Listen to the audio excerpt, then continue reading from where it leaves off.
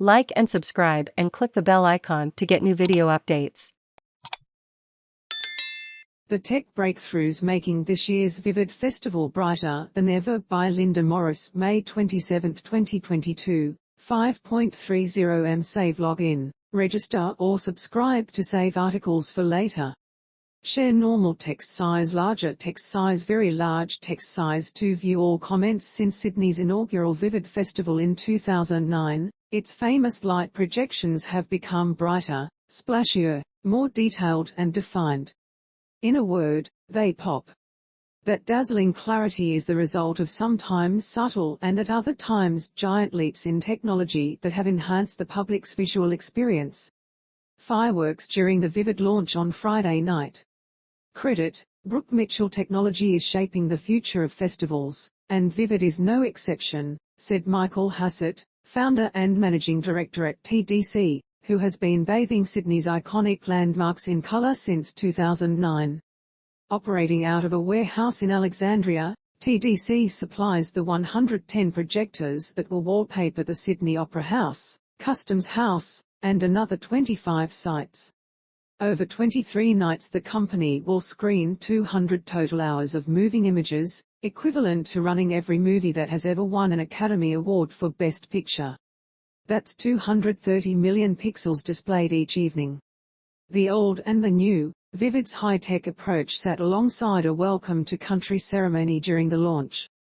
Credit, Brooke Mitchell. In the early years of Vivid, projectors were only capable of emitting 3,000 to 5,000 lumens, or visible light to the human eye. Now we are talking in tens of thousands of lumens, Hassett said. And the other part of the development is that we've gone from extremely power-hungry projectors to super-efficient projectors. It's the difference between a 20-watt light bulb and a 100-watt light bulb.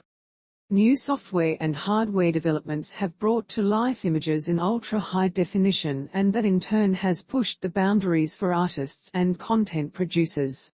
Using TDC's LED screens, template circular key shows a 3-channel film of red-tailed black cockatoos, galahs and sulfur-crested cockatoos playing in clouds of fine water droplets in the highest resolution.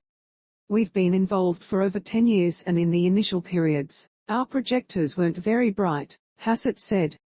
The quality, the intensity, just the sheer brilliance of projection was nothing like it is now.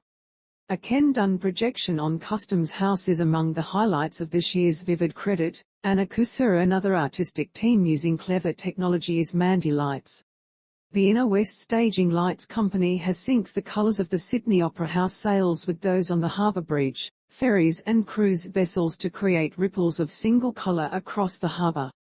The colours of this Vivid flotilla will correspond with lights atop 21 city buildings and 200 searchlight beams across Circular Quay. The same creative team has used more than 100 custom-made laser units to create the largest laser light installation in Vivid Sydney history, installed inside the Goods Line tunnel. In addition, a game-changing app will allow audiences to stream soundtracks of selected projections on their smartphones from a distance. Michael Hassett, Festival Director Gil Minervini and Richard Neville from Mandy Lights, left to right, at the preview of the Convergence installation in Haymarket. Credit, Brooke Mitchell. Vivid's director Gil Minervini said advances in LED and screen technology allowed artists to think beyond the traditional two-dimensional canvas. Part of Vivid's DNA is technology, creativity and innovation, and each installation is a blend of all three, Minervini said. What Vivid gives artists is the opportunity to present their work to a much larger audience through a variety of mediums. A traditional artist like Ken Dunn can work with digital animators and see it come to life on Customs House. Static works can be animated and move. Advances in technology always add to the experience, not only in terms of installations, but this year in the Light Walk we have full LED light boxes standing in as information kiosks. TDC checked in projection equipment at each location in April, and the first on-site technical tests and lineup began on May 16, ahead of Vivid's opening at dusk on Friday. Projectors need to align to the exact millimeter, Hassett said. The MCA is always quite difficult because the trees grow every year, he said. Probably the most challenging site is the northeastern pylon of the harbour bridge because the site we have to project from is a little remote in that we have to cross a tiny concrete bridge to get to it and take everything across that, scaffolding, the media towers, generators and media servers, and it's also on an acute angle. We're on a 45-degree angle both horizontally and vertically. Once installed, Hassett usually crosses his fingers for dry skies. Wind and rain are not our friends.